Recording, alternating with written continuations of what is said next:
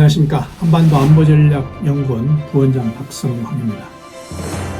일본의 군사력, 그리고 일본과 북한과의 미사일 경쟁, 이어서 한일 군사력 비교를 해보겠습니다. 우리가 일본이 우방국가죠. 미국도 우방국가고. 하지만 우리는 미국의 군사력을 알아야 되고 일본의 군사력을 알아야 된다. 그래서 우리가 어느 부분이 부족하면 우리가 일본의 군사력을 알아서 우리가 협조를 구할 수 있는가.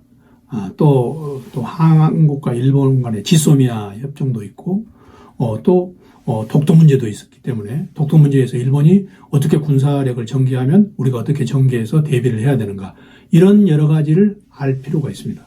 그래서 우리가 한일 군사력을 비교를 해보고 나름대로 우리가 일본의 군사 동향에 대해서 늘 파악하는 그런 자세가 필요합니다. 최근 한일 군사 갈등을 간단히 설명을 하면 이렇습니다. 2026년에 여러분들 기억하실지 모르겠습니다만 노무현 대통령 시절이죠.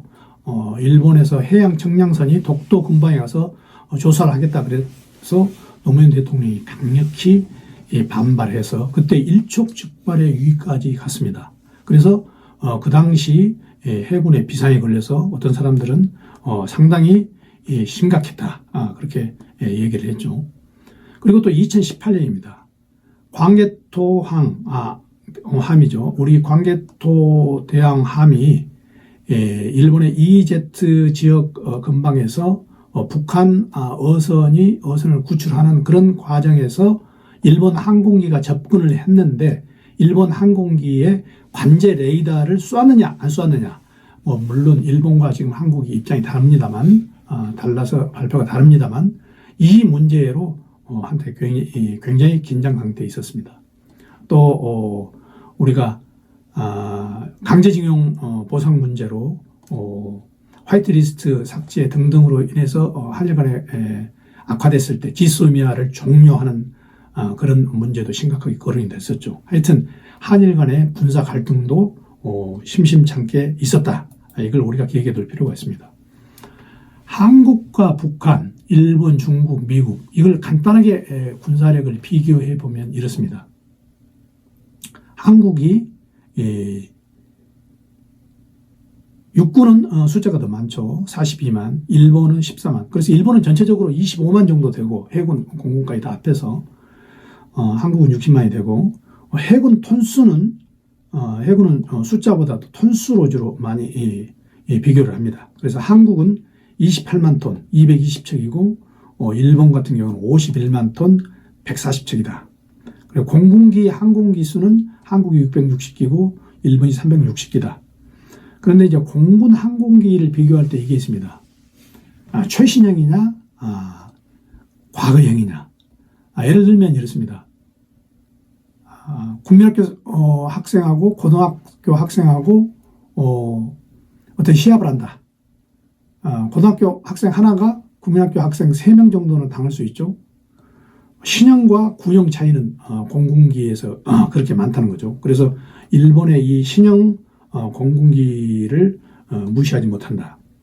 여기에 이제 잠깐 북한도 비교해보면 북한은 육군이 훨씬 더 많죠. 해군은 척수는 많지만 톤수는 굉장히 적습니다. 그러니까 전부 적은 함정이라는 얘기죠. 공군기도 550기 되지만 이게 구형이 굉장히 많다는 얘기죠. 물론 미국과 중국에 비하면은 군사력이 월등히 떨어지죠. 한국과 일본만 비교해 볼 때는 이렇습니다. 그런데 이제 우리가 2018년 우리 국방백서에 나오는 군사력으로 비교해 보면 한국은 육군, 전차, 장갑차 이런 육군 측면에서 인구도 많고 장비도 많은 이런 상황이고 해군에서는 일본은 여러 가지 이 함정이 세 군데 있다. 잠수함부터 시작해가지고 상륙함, 지원함, 기뢰를 제거하는 소해정 여러 가지가 많이 있고 한국은 적고 또 숫자도 적다. 이렇게 볼 수 있고 공군기는 일본은 최신 첨단 공군기가 많다. 급유기, 조기 경보기, 이런 특수 장비들도 많다. 이렇게 보시면 됩니다. 한일 해군력을 2021년 현재로 비교해보는 표를 제가 있는데 잠깐 제가 설명을 드리겠습니다. 해군력이 조금 차이가 나죠. 이지스함, 한국은 3척이 있는데 해상 자위대는 8척이 있고, 준 이지스함은 일본만 6척이 있고, 대공 미사일, 방공함, 그다음에 헬기 항모, 강습함 우리 2척, 7척. 특히 이제 잠수함은 이게 톤수가 큰 잠수함이 오래 밑에 잠수를 하면서 오래 작전을 하기 때문에 절대적으로 유리하죠. 그런데 일본은 4,000톤급 이상 잠수함이 21척이 있는데 비해서 한국은 없고, 한국은 대신 4,000톤급 이하 잠수함만 있는 걸로 되어 있고, 해상 초계기 같은 경우는 우리보다 5배가 훨씬 더 많죠. 헬기도 마찬가지고, 해군에 있어서는 월등하게 일본이 이 장비가 많다. 이렇게 볼 수면 됩니다. 일본 군사력의 특징은 간단히 말씀드리면 이렇습니다. 병력 숫자가 적다. 모병제이기 때문에. 한국은 징병제죠. 그리고 장비는 첨단이다. 앞으로 이제 방위비 2배 이제 증액 예상이 있는데, 그런데 지금 현재의 상태로 봐서도 일본이 얼마만큼 장비가 최첨단인지 우리가 비교해보면 알 수 있습니다. 지금 한국과 일본이 세계적 군사력으로 매년 엎치락뒤치락 하는 이런 상황인데, 한국은 숫자가 많죠. 60만, 일본은 25만. 그런데 한국은 군사비가 어디에 많이 들어가느냐 하면은 이 숫자 많은 병력에 들어가는 비용이 많죠. 또 이 사람들을 교육시키고 또 다시 이제 나가고 이런 인원에 들어가는 경비가 많이 들어가고, 일본은 모병제이기 때문에 한번 들어오면 직업 군인이기 때문에 교육에 그렇게 돈이 안 들어간다. 대신 그 많은 돈, 한국에서 투입하는 교육비, 그다음에 인원에 들어가는 돈을 일본은 전부 장비에 투입하기 때문에 첨단 장비가 그만큼 많다는 겁니다. 첨단 장비를 구체적으로 보면 F-35, 그러니까 5세대 스텔스로 다목적 전투기죠. F-35 시리즈가 A, B, C가 있는데 F-35A, B를 주로 얘기하는데, F-35A는 이렇게 활주로가 긴 게 필요하고, F-35B는 활주로가 짧습니다. 그래서 일본은 거의 6대4 비율로 F-35A가 많고 F-35B는 적는데, 지금 현재 한 60기, 70기 있는데 앞으로 147기까지 보유할 계획입니다. 그러니까 가장 최신의 전투기를 147기 보유하면은 전 세계적으로도 아마 최신 전투기를 보유하는, 미국 다음으로 보유하는 국가가 됩니다. 그리고 이제 헬기 항공모함, 헬기 항공모함이 4척이 있습니다. 이즈모, 가가 이런 항공모함이 있는데, 이 항공모함에서는 F-35B가 이착륙을 할 수 있습니다. 그리고 이지스함을 8척 운영하고 있죠. 그리고 잠수함, 소류급 잠수함, 그러니까 4,000톤급 이상 잠수함을 앞으로 지금 현재 21척인데 24척까지 지금 늘릴 계획이고, 초계기, 그리고 또 첩보 유성, 그리고 이제 우리가 꼭 알아야 될 부분은, 일본이 지금 원자력이 많이 발달되어 있죠. 그런데 이 원자력 발달이 결국 일본의 핵 제조에도 바로 연결될 수 있다. 6개월이면은 일본은 6,000개에서 10,000개 정도의 폭탄을, 핵무기를 제조 가능하다는 얘기죠. 그래서 이런 일본의 첨단 장비가 앞으로도 방위비를 계속 늘려감에 따라서 계속된다.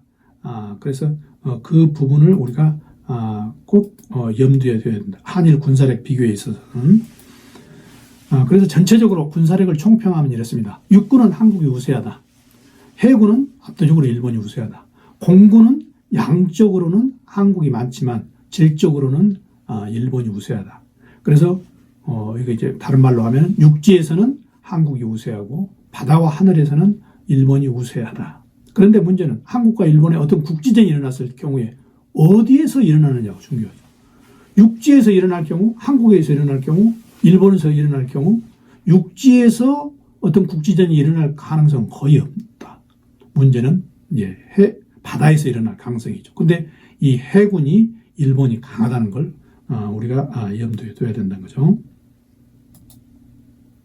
한국의 미사일 방어 체제는 지금 삼축 체제입니다. 보통 삼축 체제는 여러분들도 많이 아시는데 선제 타격, 킬 체인이고 그 다음에 한국형 미사일 방어로 하고 KAMD로 하고 그 다음에 대량 응징 보복이 있습니다. KNPR로. 그래서 이 삼축 체제가 구성이 되어 있고 일본의 미사일 시스템은 내가 이 앞전 유튜브에서 말씀드렸는데 1단계는 이지스-함, 2단계는 패트리어트, 그리고 3단계 이지스 어시어로 하려고 했는데 그게 이제 지금 그게 이제 취소가 됐죠. 그래서 일본이 적기지 공격론으로 대신 바꿨다. 그러니까 일본은 미사일 시스템을 앞으로 지금까지는 방어 위주였는데, 그러니까 방패 위주였는데 앞으로는 방패와 창을 겸하는 그런 시스템으로 갈 가능성이 굉장히 많다고 말씀드릴 수가 있겠습니다.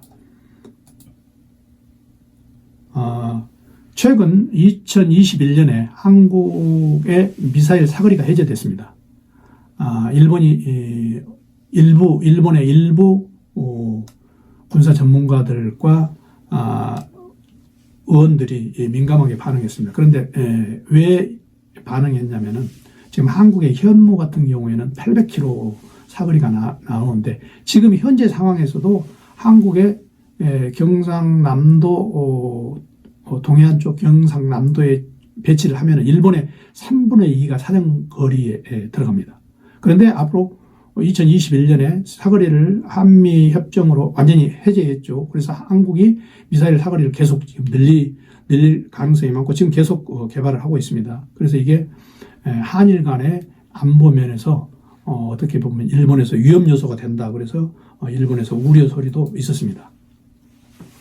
그런데 전체적으로는 한국과 일본이 군사 지금 협력이 서서히 돼가고 있는 그런 추세입니다. 우선 한미일 장관회담이 많이 지금 교체가 되고 있죠. 국방장관 회담. 매년 그리고 1년에 2번씩 교체되고 있습니다.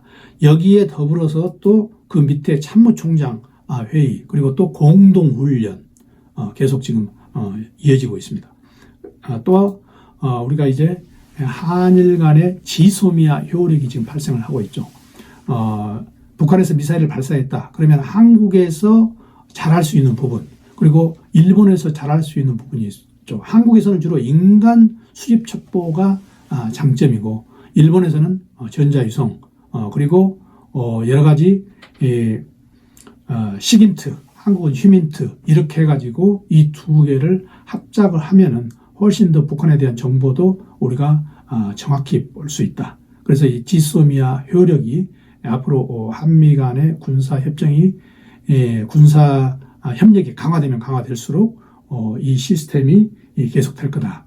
이렇게 보고 있습니다. 그래서 이번 시간에는 한일 간의 군사력을 비교해보고 한일 간의 군사 협력 내용도 같이 여러분들께 말씀드렸습니다.